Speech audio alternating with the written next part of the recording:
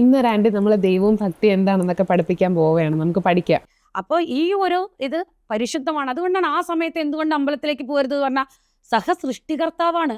എന്നുവെച്ചാൽ തനിക്ക് സമാനമായിട്ടുള്ള ദിവ്യത്വം മഹാശക്തി നിറഞ്ഞ ആ ചൈതന്യം വരുമ്പോൾ അതിന് ചലനം സംഭവിക്കുന്ന. അപ്പോൾ ആദ്യത്തെ ലെസൺ എന്ന് പറഞ്ഞു കഴിഞ്ഞാൽ ദൈവം, നമ്മൾ സ്ത്രീകളും ദൈവവും ഒക്കെ ഒരേ എനർജിയാണ്. കാരണം ദൈവം എല്ലാം സൃഷ്ടിച്ചു, നമ്മളെ സ്ത്രീകളും കുഞ്ഞുങ്ങളെ സൃഷ്ടിക്കുന്നു. അതുകൊണ്ട് നമ്മൾ രണ്ടുപേരും ഈക്വൽ എനർജീസ് ഉള്ളതെന്നാണ് പഠിപ്പിച്ചത്. നമ്മൾ അതാണ് വയറ്റിൽ ഉണ്ടായിട്ട് ആ ദൈവത്തെ ചുമക്കുന്ന ഒരു സ്ത്രീ 8-ാം മാസത്തിൽ 7-ാം മാസം കഴിഞ്ഞ് കഴിഞ്ഞാൽ അമ്പലത്തിലേക്ക് പോകാൻ പാടില്ല. അപ്പം ഒന്നെന്ന് പറഞ്ഞാൽ നമ്മൾ ഈ പ്രഗ്നൻ്റ് ആയിട്ടുള്ള ലേഡീസ് അമ്പലത്തിൽ പോകണ്ട എന്ന് പറയുന്നത് കാരണം ഒന്നാമതേ ഈ ലേഡി എന്ന് പറയുന്നത് ദൈവത്തിൻ്റെ തുല്യമായിട്ടുള്ള ഒരു ശക്തിയാണ്. രണ്ടാമത് പ്രഗ്നൻ്റ് ആണ്, അപ്പോൾ വേറൊരു ദൈവം വയറ്റി കിടക്കുകയാണ്. ഇതുകൂടാതെ മൂന്നാമതൊരു ദൈവത്തെ കാണാനാണ് നമ്മൾ പോകുന്നത്. അപ്പോൾ ഇത്രയും ദൈവങ്ങളുടെ ആവശ്യം ഒരു സ്ഥലത്തില്ല. അതുകൊണ്ടാണ് നമ്മൾ അങ്ങനെ അമ്പലത്തിൽ പോകേണ്ട ആവശ്യമില്ല. കാരണം രണ്ട് ദൈവം ഓൾറെഡി വീട്ടിലുണ്ടല്ലോ. ദൈവത്വം ഭൂമിയിലേക്ക് പ്രവേശിക്കാനുള്ള ദിവ്യത്വം നിറഞ്ഞ ആ ദൈവത്തെ പേറി വരുന്ന ആ ദിവ്യമായിട്ടുള്ള ആ സ്ത്രീ ശക്തിയെ കാണുമ്പോൾ അവിടെയുള്ള ദൈവശക്തി എണീറ്റ് നിൽക്കുമെന്നാ. അല്ല, മറ്റേ സ്ത്രീ ഒറ്റയ്ക്ക് പോകുമ്പോഴത്തേക്കും ദൈവത്തിനോട് ഈക്വൽ ആയിട്ടുള്ള ഒരു പവർ മാത്രമേ പോകുന്നുള്ളൂ. പക്ഷേ ഒരു ലേഡി പോകുമ്പോഴെന്ന് പറഞ്ഞാൽ ദൈവത്തോട് ഈക്വൽ ആയിട്ടുള്ള ഒരു പവർ പ്ലസ് ദൈവത്തിൻ്റെ ആ പവറിൻ്റെ ഉള്ളിൽ വേറൊരു ദൈവം. അപ്പോൾ ഈ രണ്ട് ദൈവങ്ങൾ ഒരുമിച്ച് വരുമ്പോഴത്തേക്കും അകത്തിരിക്കുന്ന ദൈവം എണീറ്റ് നിൽക്കും എന്നാണ് പറയുന്നത്, ഇങ്ങനെ ബഹുമാനം കാരണം. അതുകൊണ്ട് അങ്ങനെ നമ്മൾ വെറുതെ എന്തിനാണ് ദൈവത്തെ എണീപ്പിച്ച് നിർത്തേണ്ട ആവശ്യമില്ലല്ലോ. അതുകൊണ്ടാണ് നമ്മൾ ഒരു ടൈം കഴിഞ്ഞിട്ട് പ്രഗ്നൻ്റ് ആയിട്ടുള്ള ലേഡീസ് അമ്പലത്തിൽ പോകാത്തത്. സോ അവിടെയുള്ള അതിന് അത്രയും റെസ്പെക്ട് നമുക്ക് തരുമെന്ന് ദൈവങ്ങൾ പോലും. കാരണം അത്രയും റെസ്പെക്ട് തന്ന് ദൈവം എണീറ്റ് നിൽക്കും. കാരണം ദൈവം വിചാരിക്കുന്നത് ഞാൻ ഒരു ദൈവമാണ്, പക്ഷെ അത് 2 in 1. ഒരു പ്രഗ്നന്റ് ലേഡി അതൊരു 2 in 1 ദൈവമാണെന്ന് ദൈവം വിചാരിക്കും. സൃഷ്ടി ഭൂമിയിൽ സംഭവിപ്പിക്കുന്ന ദിവ്യാത്മമായിട്ടുള്ള ചൈതന്യ മഹാചൈതന്യ സ്വരൂപങ്ങളാണ് സ്ത്രീകള്. സോ അതിനെ ഇങ്ങനെ ഇതൊക്കെ പഠിക്കുമ്പോൾ നമ്മൾ ആദ്യം കുറെ വലിയ കട്ടിയുള്ള വാക്കുകൾ പഠിക്കണം. ദിവ്യാത്മ പരമ സെറ്റപ്പായിട്ടുള്ളൊരു മഹാചൈതന്യം ഇങ്ങനെയൊക്കെ നമ്മൾ പറഞ്ഞാലേ നമുക്ക് ശക്തി കൂടുള്ളൂ.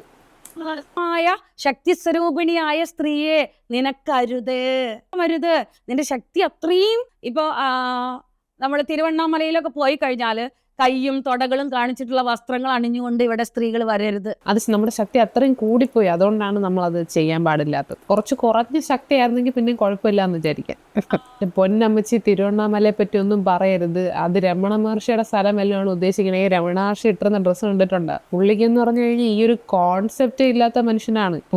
ഇങ്ങനത്തെ മൊറാലിറ്റി ഒക്കെ പറഞ്ഞുകൊണ്ട് അങ്ങോട്ട് ചെന്നുണ്ടല്ലോ പുള്ളിയൊക്കെ 2 അദ്വൈതം പറഞ്ഞ് പുള്ളി ഒന്നും മിണ്ടൂല, പിന്നെ മൗനമാണ്. അതൊക്കെ കേട്ട മടുത്ത്. അതുകൊണ്ട് ആ ഏരിയയിലോട്ടൊന്നും പോകാതിരിക്കണതാണ് നല്ലത് കേട്ടോ. അങ്ങനെയുള്ള വസ്ത്രധാരണം അരുതെന്ന് എഴുതി വെച്ചിട്ടുണ്ടാവും. എന്ന് വെച്ചാൽ ആത്മീയമായിട്ടുള്ള സ്ഥലങ്ങളിൽ നീ അങ്ങനെ പ്രവേശിക്കരുത്. അവരുടെ ശക്തി അവരുടെ സങ്കല്പങ്ങളെ വികല്പങ്ങളാക്കി അവരുടെ ആലോചനകളിലേക്ക്. ഞാൻ ഇപ്പം ഈ വീഡിയോ ചെയ്യാനുള്ള ഒരു കാര്യം എന്ന് പറഞ്ഞു കഴിഞ്ഞാൽ, ഞാൻ ഒരു കൊച്ചു വെച്ചാ ഞാൻ ഇതൊക്കെ കേട്ടാണ് വരുന്നതെങ്കിൽ ഞാൻ മനസ്സിലാക്കുന്നത് നമുക്ക് ശക്തി, ഈ ലേഡീസിന് ശക്തി ഭയങ്കര കൂടുതലായതുകൊണ്ട് നമ്മൾ പല കാര്യങ്ങളും ചെയ്യാൻ പാടില്ല എന്നുള്ളതാണ്. അതായത് ദൈവം നമ്മളുടെ ഉള്ളിൽ ഒരു ലിമിറ്റേഷൻ, നമ്മൾക്ക് എന്തൊക്കെയോ ലിമിറ്റേഷൻ വെക്കുന്നു എന്നുള്ളതാണ്. സോ ഇതൊക്കെ ഞാൻ എൻ്റെ കുട്ടിക്കാലത്ത് ഒരുപാട് റിസർച്ച് നടത്തിയിട്ടുള്ള ടോപ്പിക്സാണ് ഈ പറയുന്നത്, സ്പിരിച്വാലിറ്റിയും കാര്യങ്ങളൊക്കെ. ആദ്യം തന്നെ എന്നോടന്ന് ആരെങ്കിലും വന്നിട്ട് പീരീഡ്സ് ആണ് അമ്പലത്തിൽ പോരുത് എന്നൊക്കെ ഉള്ളൊരു കോൺസെപ്റ്റ് പറയുകയാണെങ്കിൽ നിങ്ങൾ അത് എന്തെന്ന് വെച്ച് കഴിഞ്ഞാൽ ചെയ്ത് ഞാൻ ആ കോൺസെപ്റ്റ് മാനിക്കുന്നില്ല, ഞാൻ അമ്പലത്തിലും പോകുന്നില്ല എന്ന് ഞാൻ വിചാരിക്കും. കാരണം എന്തെന്ന് പറഞ്ഞാൽ കുഞ്ഞിലെ ഞാനിതേപോലെ എൻ്റെ അമ്മയ്ക്ക് ആർത്രൈറ്റിസ് ഉണ്ടായിരുന്നു, നടക്കാനൊക്കെ ഒരുപാട് ബുദ്ധിമുട്ടുണ്ടായിരുന്നു. So we had difficulty issues with travelling. നമുക്ക് ട്രാവൽ ചെയ്യുന്നതിൽ ബുദ്ധിമുട്ടുണ്ടായിരുന്നു.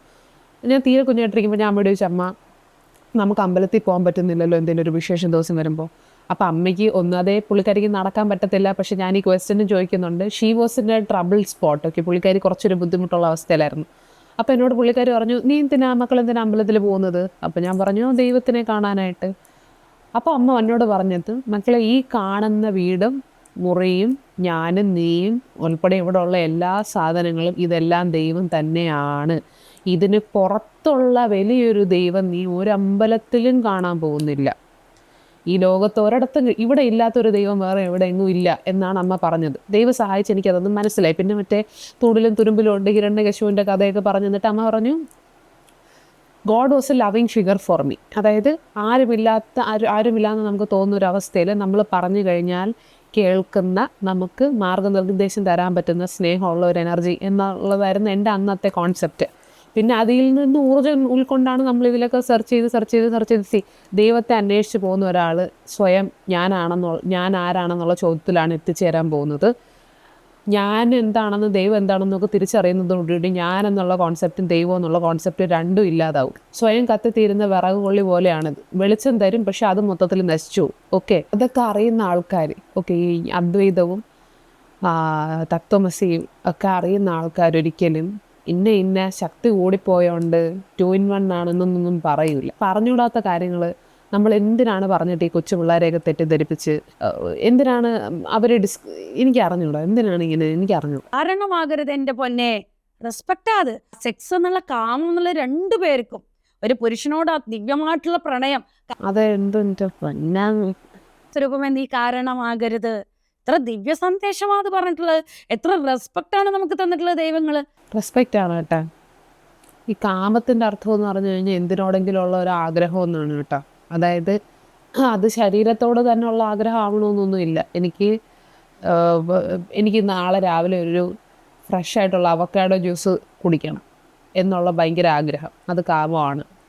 എനിക്ക് 2 വീടും കാറും ഒക്കെ വേണമെന്നുള്ള ഒരു ആഗ്രഹം, അത് കാമമാണ്. ഒരാൾ ബേസിക്കലി എക്സിസ്റ്റ് ചെയ്യണമെങ്കിൽ കുറച്ചൊക്കെ കാമം വേണം. അപ്പോൾ ഈ ബാക്കി കാമത്തിനൊന്നും ഇല്ലാത്തൊരു കുഴപ്പം എന്താണ് ഈ കാമത്തിനുള്ളത് എനിക്ക് അറിഞ്ഞൂടാ. ചിലപ്പോൾ എൻ്റെ ഉള്ളിൽ അദ്വൈതി ഉണർന്നതായിരിക്കും. ലജ്ജ, ഏത് ലജ്ജ? ആ ഒരു പുരുഷൻ നമ്മളെ നോക്കുമ്പോഴുണ്ടാവുന്ന ലജ്ജ. പുരുഷ സ്ത്രീയെ ഇങ്ങനെ നോക്കുമ്പോൾ നമുക്ക് ലജ്ജ ഉണ്ടാകുമ്പോൾ മാത്രമേ പിള്ളേരുണ്ടാവുള്ളൂ. ഇതെന്നോട് 3ാം ക്ലാസ്സിൽ പറഞ്ഞിരുന്നെങ്കിൽ ഞാൻ വിശ്വസിച്ചേനെ. സാഹചര്യത്തിൽ ഈ 21ാം നൂറ്റാണ്ടിൽ ആർത്തവമുള്ള സ്ത്രീകൾ ശരിക്കും എന്താണ് ചെയ്യേണ്ടത്? അവര് മഹാശക്തി സ്വരൂപിണികളാണ്.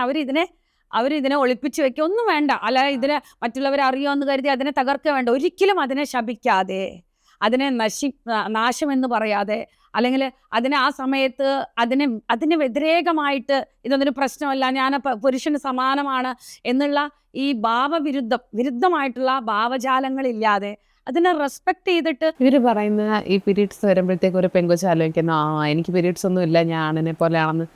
എന്തോന്നൊക്കെയായി പറയുന്നത്. ഇവർ വിചാരിച്ചിരിക്കുന്ന ഈക്വാളിറ്റി എന്ന് പറയുമ്പോഴത്തേക്ക് പീരീഡ്സ് വരുമ്പോൾ എനിക്ക് പീരീഡ്സ് ഒന്നും ഉണ്ടെങ്കിൽ ഞാൻ ആണിനെ പോലെയാണ്.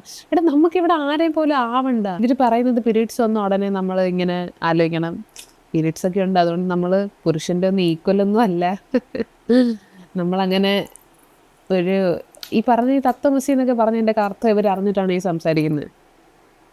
ഈ തത്വമസി അഹം ബ്രഹ്മാസ്മി എന്നൊക്കെ പറഞ്ഞു കഴിഞ്ഞാൽ എല്ലാം ഒന്നെന്നാണ്. ഈ പൂച്ചയും പട്ടിയും മനുഷ്യനും ഉൾപ്പെടെ എല്ലാം ഒന്നെന്നാണ്. അപ്പോൾ ഈ 2 പേർക്ക് മാത്രം ഈ ഒരാൾ താഴ്ന്നു നിൽക്കുക, സ്ത്രീകൾ കുറച്ച് താഴ്ന്നു നിൽക്കണം, പുരുഷന്മാർ കൂടി നിൽക്കണം എന്നൊക്കെ പറയുന്നത് ഈ തത്വമസിയുടെ ഏത് ഏരിയയിലായിട്ട് വരുമെന്നാണ് എനിക്ക് മനസ്സിലാവാത്തത്. ഇവരൊക്കെയാണ് സ്പിരിച്വാലിറ്റി സ്പീച്ച് ആയിരിക്കുന്നത്. നമുക്ക് അപ്പോൾ ഒരു 3 ദിവസമെങ്കിലും ഒരു ലീവ് എടുക്കാൻ പറ്റും. എന്നിട്ട് ലീവ് എടുത്ത് വീട്ടിൽ ഇരിക്കുക. ഇങ്ങനെയൊക്കെയാണ് സ്പിരിച്വാലിറ്റി പഠിച്ചിരുന്നെങ്കിൽ ഉണ്ടല്ലോ എൻ്റെ ദൈവമേ, നന്നായി.